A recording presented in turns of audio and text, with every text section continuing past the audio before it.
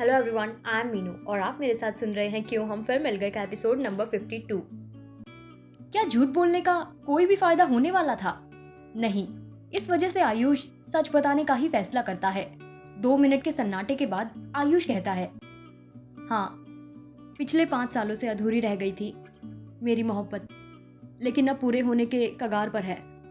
मेनका ने वही जवाब सुना था जो जवाब वो नहीं सुनना चाहती थी। एक पल के लिए मेनका निराश हो जाती है। मेनका अपनी नजरें नीचे कर लेती है और कुछ नहीं बोलती। वो बस सीधे बालकनी से कमरे की ओर जाने लगती है। आयुष मेनका को जाते हुए देख पीछे से कहता है, आई एम सॉरी मेनका, पर प्लीज एज अ हस्बैंड मुझसे एक्सपेक्टेशंस मत रखना।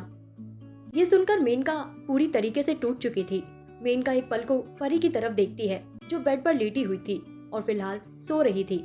आयुष की नजर भी मेनका की नजरों पर जाती है। आयुष कहता है, तुम परी की टेंशन मत लो। बचपन से लेकर अब तक परी को पाला तो हम दोनों ने मिलकर ही है ना। परी के लिए मैं हमेशा उसका पापा ही रहूंगा।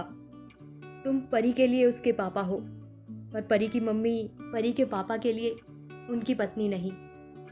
मेनका के दिल के अंदर जो था, मेनका उसे अपनी जुबान तक भी ले आई थी।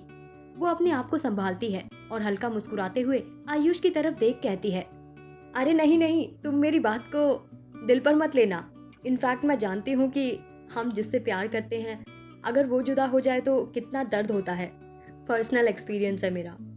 तुम बिल्कुल टेंशन मत लो। मैं कोई नहीं होती हूँ एक ऐसी जगह लेने वाली जो जगह मेरे लिए है ही नहीं। भले ही हम दोनों ऑफिशियली पति पत्नी क्यों ना हो, लेकिन दिल के तार तो नहीं जुड़े हैं ना। खैर, जब भी तुम और वो अपने रिश्ते को ऑफिशियल करने के लिए तैयार हो जाते हो, मुझे बता देना। मैं खुशी खुशी डिवोर्स पेपर पर साइन करके तुम्हें अपने नए परिवार को बसाने के लिए फ्री कर दूंगी। मेनका ने ये सब अपने चेहरे पर एक हल्की मुस्कुराहट के साथ बोला था, लेकिन उसकी आंखों में नमी साफ दिख रही थी। मेनका कमरे में चली जाती है और अपनी आंखों की नमी को साफ कर परी का एक हाथ पकड़कर अपनी आंखें बंद कर लेट जाती है। आयुष को थोड़ा बुरा लगा था, लेकिन अब वो आरोही के साथ कुछ गलत नहीं होने देने वाला था।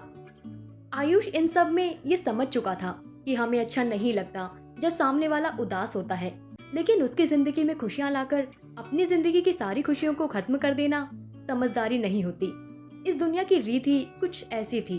अगर आप खुश हो तो सामने वाला शायद खुश ना हो, और अगर वो खुश है तो शायद आप कभी खुश ना हो। आयुष कमरे में आता है और अपने कपड़े चेंज कर परी का दूसरा हाथ पकड़ दूसरे कोने में सो जाता है। एक तरफ मेनका तो वहीं दूसरी तरफ आयुष था, और बीच में परी जो दुनियादारी की सारी टेंशन से दूर आराम से सो रही थी, जिसका एक हाथ मेनका ने थामा था और दूसरा आयुष ने। क्या होगा अब इस लव ट्रायंगल में? मेनका, आरोही, आयुष, क्या लिखा है इन तीनों की जिंदगी में? जानने के लिए सुनते रहिए कहानी के आने वाले एपिसोड्स। Thank you.